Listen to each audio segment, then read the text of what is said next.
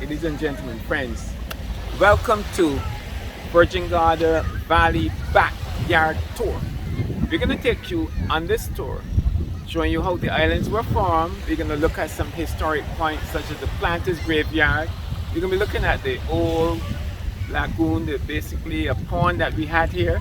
We're going to be looking at also the things like water supply, how it was done, and a whole lot of other stuff.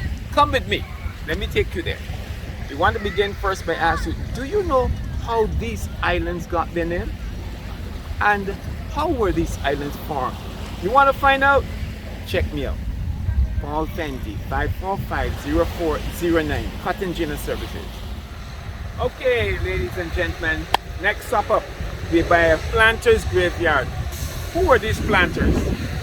And interestingly enough, you have a graveyard for planters, but you can find no graveyard for one slave in Virgin Gorda in the BVI.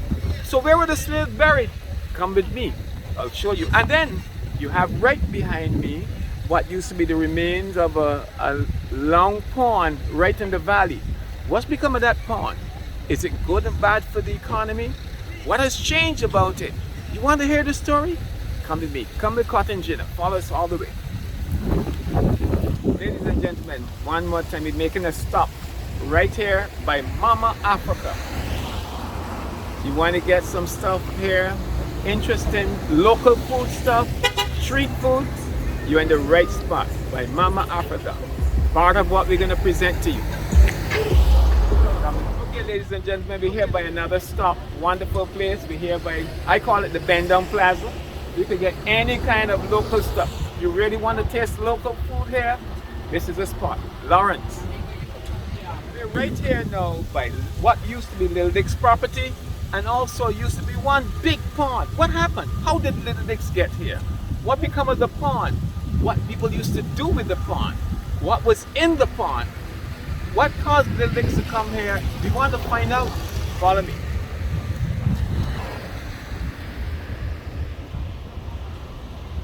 We're right here by one of the most important wells in the valley. Around here, many wells. This talks about water.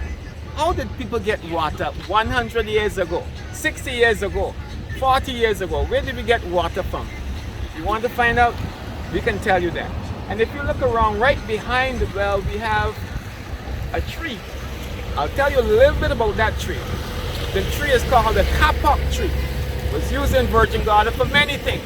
But we believe that our ancestors brought that tree from Africa.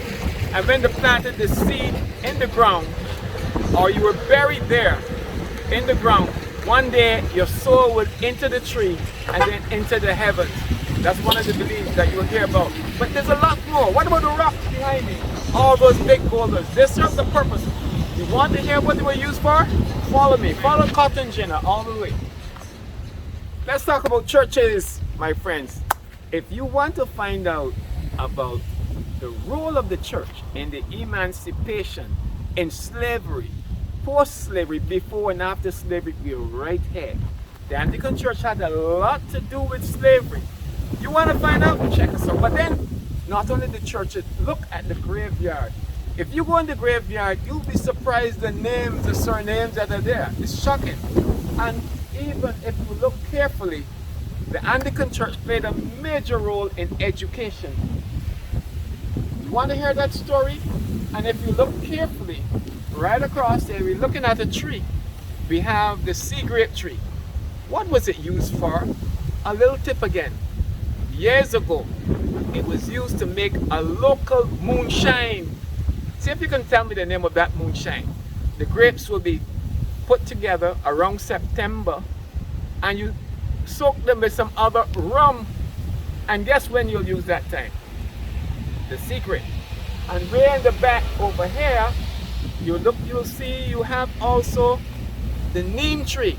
It's a predator tree, but part of our story for the day. Join me. We're here by the Methodist Church. You know the role of the Methodist Church in slavery. Well, slaves couldn't read, they couldn't write. What did the Methodist Church do about this? They played a major role in helping slaves, and they had a big role to play. And right next to us, you have Millionaire Street. Now, where did that name Millionaire come from? If you want to know, follow us. Cotton Gin Tourism, you're on. And the backyard tour continues. Right here, we're looking at the historic development of the BVI architecturally, dealing with buildings. If you look around today, people build what they like. But this right here is a traditional building that has evolved to what it is today. Question, 100 years from now, what did people on Virgin Gorda in the BVI live in? Do you think they live in the wooden house? They live in a thatch house. And then, how did it get to be this? Where was the toilet? Where was the washroom? Where was the stove for cooking? Where was the kitchen? And how did it get to be what it is today? If you look now, you see it's all stone, and in the middle what you call a parapet or pitch roof or forehead roof.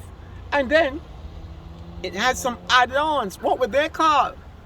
We're gonna go right now into the backyard, the real story, the backyard story of Virgin Gorda right here.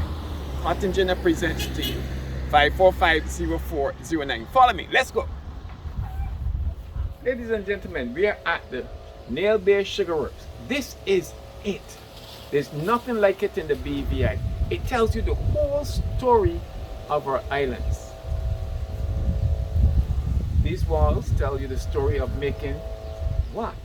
Rum, sugar. How was that done? Where did the sugar come from? Where was it taken to?